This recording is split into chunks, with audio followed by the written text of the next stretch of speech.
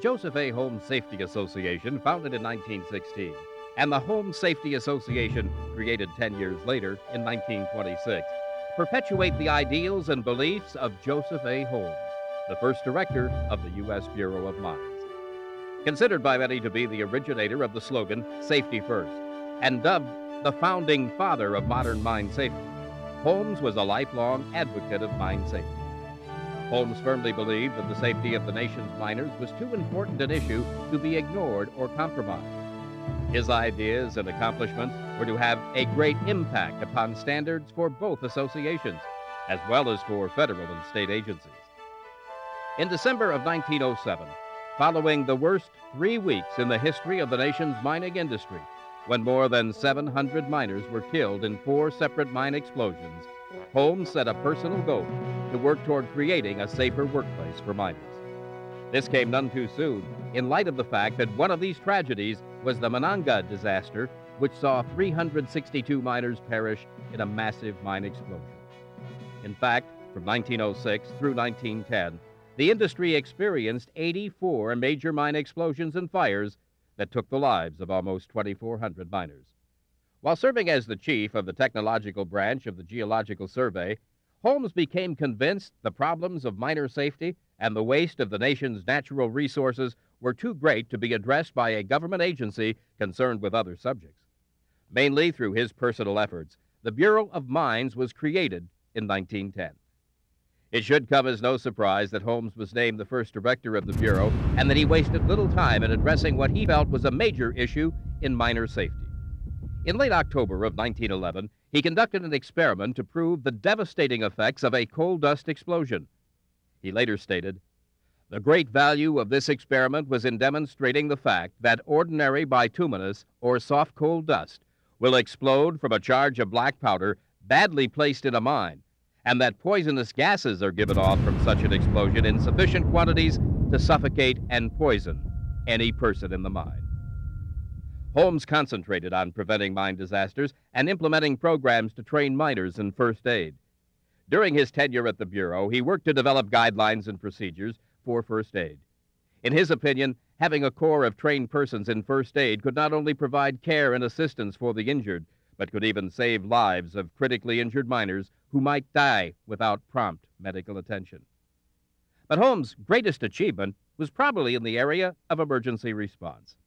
Under his direction, the Bureau of Mines established mine rescue teams that could travel to mine emergencies in railroad cars built specifically for that purpose. Even when there were no disasters or emergencies, the train cars did not sit idle.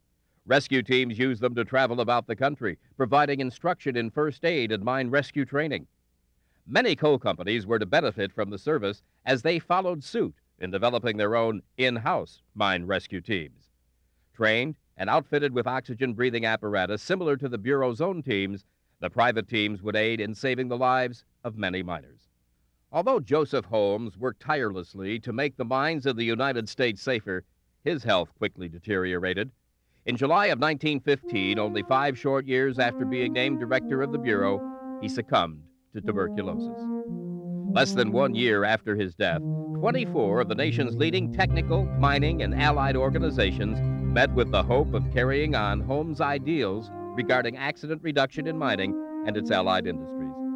This gathering birthed the Joseph A. Holmes Safety Association, bringing together many of the same people and organizations Holmes dealt with in his efforts to make the nation's mines safer.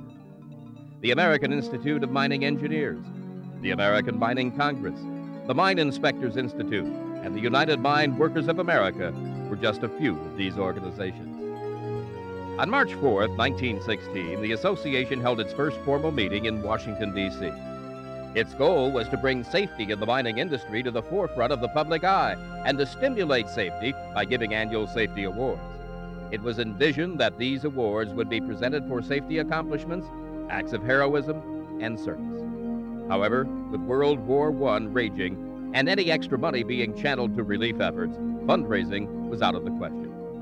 The association decided to focus on just one type of award, that being for heroism. The first winners were announced in 1919 and received gold medals. By 1926, the number of individuals eligible to receive awards had become so sizable that heroism awards were divided into 4 categories: gold, silver, and bronze medals, and certificates of honor. These categories were determined by the degree of risk involved in performing the heroic act. By 1938, the association was forced to make yet another change because the increase in gold prices made it impossible to continue the practice of giving gold medals. All future medals were to be of bronze.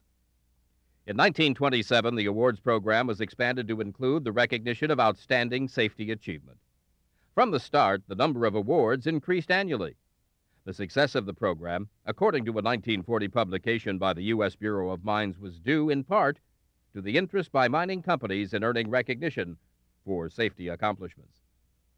It was 1921 when the Bureau of Mines approached the Joseph A. Holmes Safety Association with a request to establish local safety chapters throughout the United States.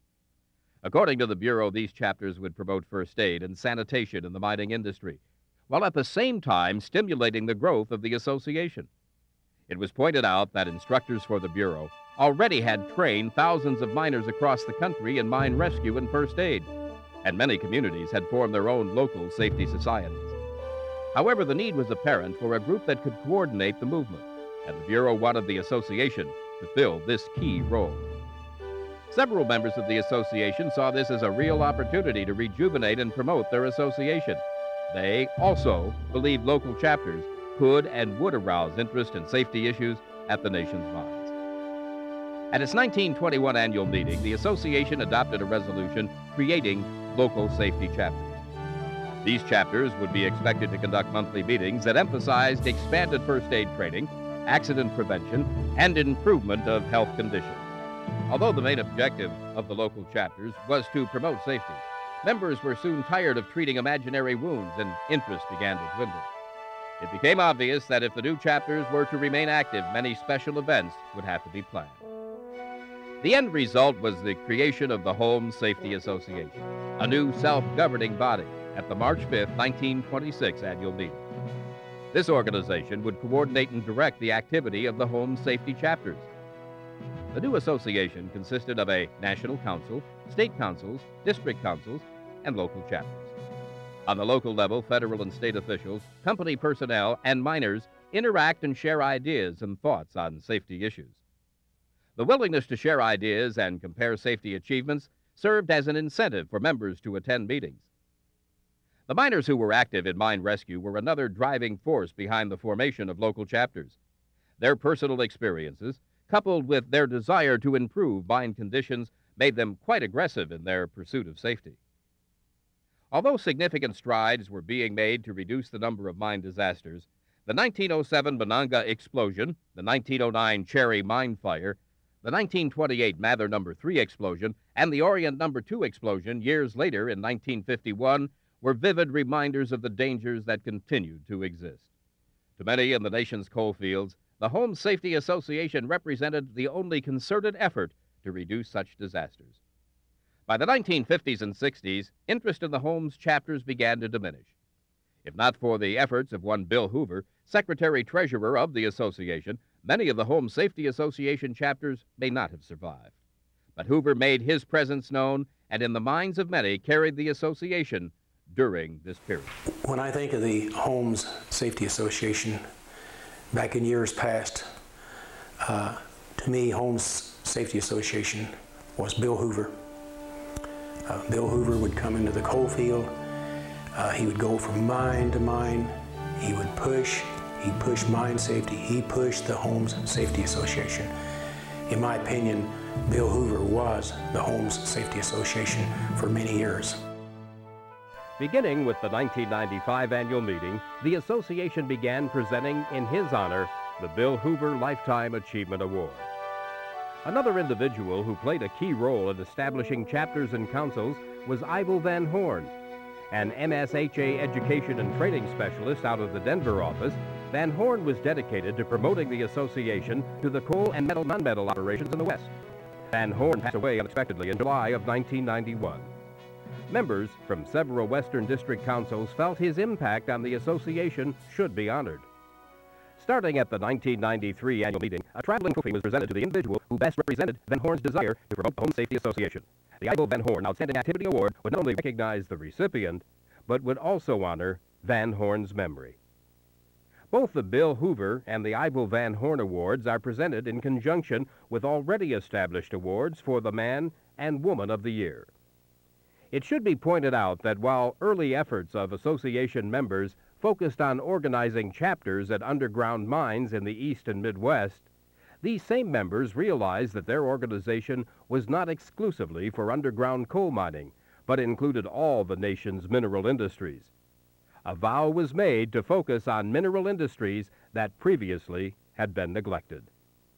Van Horn, for example, was one who concentrated his efforts on the non-metal industry.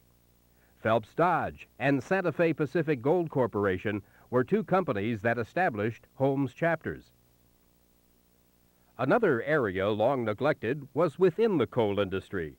Even though surface coal mining has played an important role since the early 20s, it was seldom considered for home safety chapters.